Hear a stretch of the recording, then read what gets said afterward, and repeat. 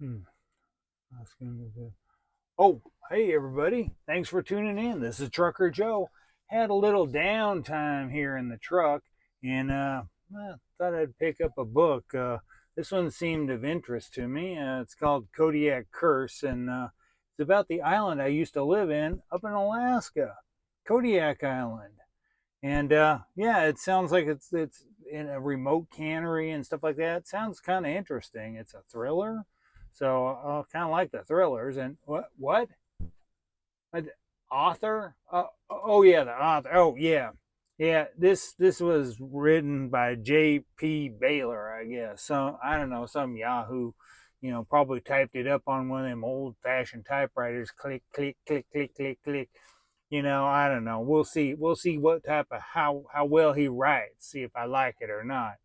But I thought, hey, why not read a little bit to you? We'll both enjoy it. If you like it, you can give it a thumbs up. You can comment. You can share it. If a bunch of people want it, then maybe I'll do another chapter. Or maybe I'll just read the whole doggone book to you. Well, in multiple sessions, of course, not all at once. Because I like to, I'm a big guy that wants to keep people from texting while they're driving, you know, but I read while I'm driving. Oh, I'm kidding. I'm kidding. I don't read while I'm driving. That would be even worse than texting, I think. But anyway, I do like to read a book occasionally and get some in, and I thought I'd read it with you here. So here I will start with the very beginning. It's chapter 1, and it's called Day 1.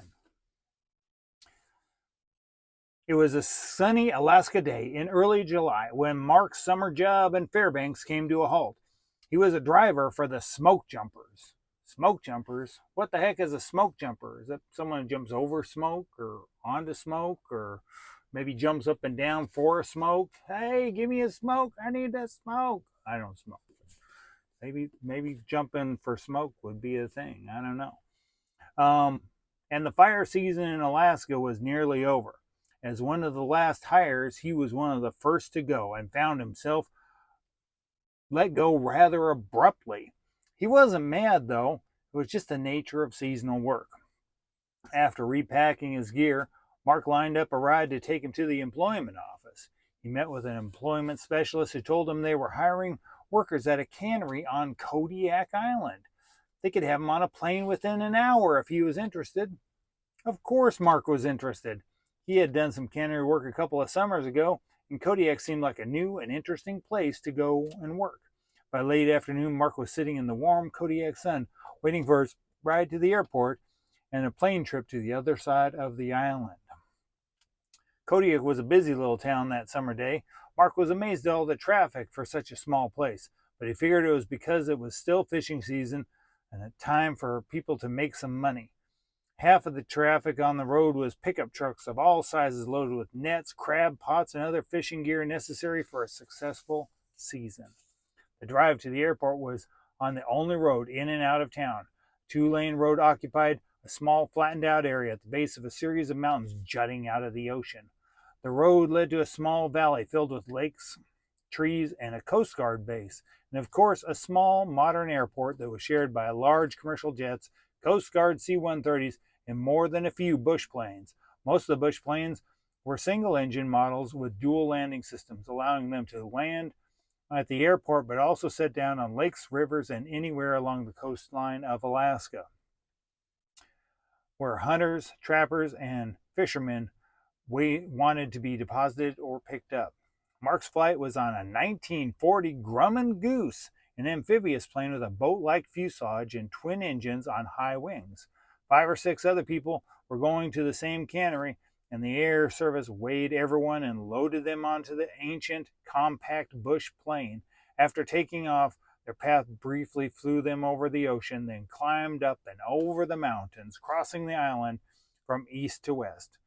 The flight demonstrated how vast the island really was. Millions of acres of untouched virgin land, a gleaming emerald, nestled in the North Pacific.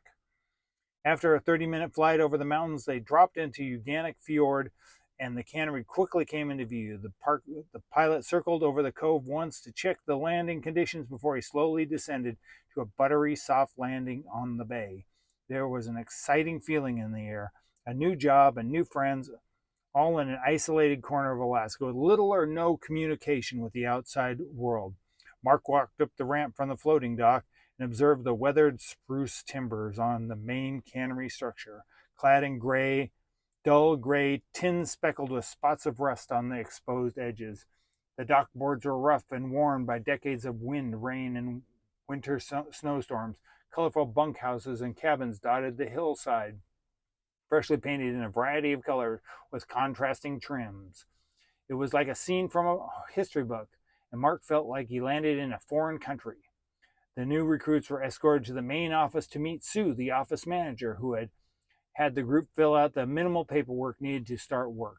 Bunk assignments were also handed out along with basic instructions on meal times, first aid, and where they could find them. Posted work schedules and announcements. Then came a short tour of the cannery, after which everyone was issued rain gear and gloves before they headed back to the bunkhouse to settle in. Mark introduced himself to his roommate and checked out the cute girls in the camp.